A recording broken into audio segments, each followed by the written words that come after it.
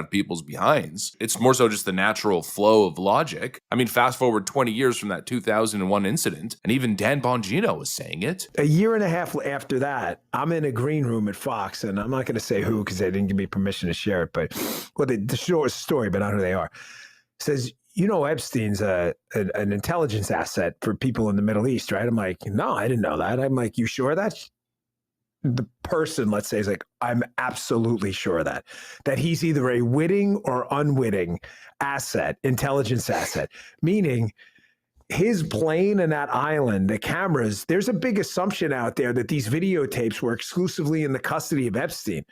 That's a huge mistake. The reason they wanted this story to go away is because there's an assumption like, oh yeah, Epstein had him. No, he wasn't the only one who had him, according to this source. These assets, that's why this blackmail story makes so much sense. Which Middle Eastern countries they are, I don't know. But this person, who's a very, very good reporter, I mean, aces, right? Swore Epstein was either a witting or unwitting intelligence asset, and they may have had his plane wired up, and they're the ones who have all this stuff. So the point is, to sum it up, how do you know some of these countries aren't going to some of these power players who aren't making decisions? Because, hey, you wouldn't want this video out there, right? How do you know? 100%. And it's not just Bongino. Steve Bannon has echoed similar suspicions, even just recently. Appellate court for lack of evidence after he's already been found guilty in a federal court. This is in your face. The reason Epstein, Fenton, you're the pro, you're the tip of the spear here, but my point is Epstein's part of the war against the deep state. You have to take it to its logical conclusion. And part of that is the information has to go out, particularly, it has nothing to do with people being worked up about it.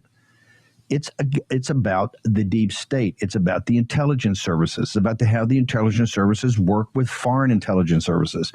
That's the deep state. It's the interconnection with MI6. It's the interconnections with German military intelligence. It's the interconnections with not just the Mossad, but was it Shin Bet? The Israeli military intelligence is better than the Mossad.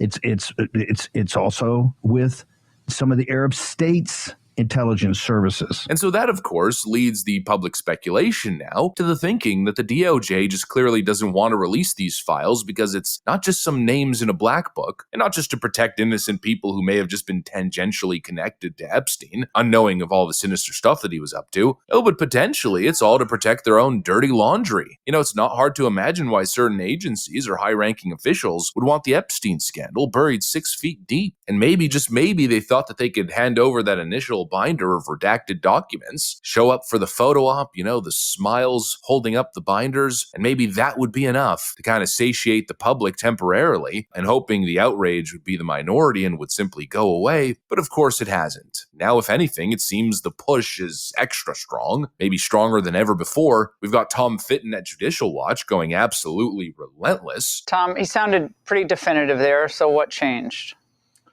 I think they decided for political purposes they didn't want to include the individuals who are on these lists and put them in the public domain. And they were concerned that some of them may not have done something warranting the disclosure. I mean, that's the most charitable interpretation. But there is a list. There's no doubt. I mean, they talk about in the memo they wrote, well, there's no incriminating client list. Well, what does that mean? I want the non-incriminating client list. And of course, a client list is a term of art, right? Where are his associates? Where is the list of contacts? And we asked under our FOIA lawsuit, Pam Bondi, give us the documents that you say you were looking at. Give us documents about the release of these documents. You said the FBI was obstructing the release. They came back to us and said, we have nothing. The pressure is on regardless of how sensitive the information is. In some capacity, they need to release the files. The American people need to know, at least have a general understanding of what the hell happened here, what the implications are, who's complicit, what's going on with these videos, and maybe if there's people who can be clearly identified and held to account for their actions. I guess the question now is this going to be another JFK file situation where the Epstein files don't see the light of day for decades? Or will the American people find finally get some transparency? I guess that's the question. And well, that's a question that only this administration at this current time can answer. I don't know how wise it would be to continue pushing this off, to be honest, because very obviously it's not going away. And if this administration thinks that they could kick the can down the road, well, then the pressure will simply follow on to the next guy.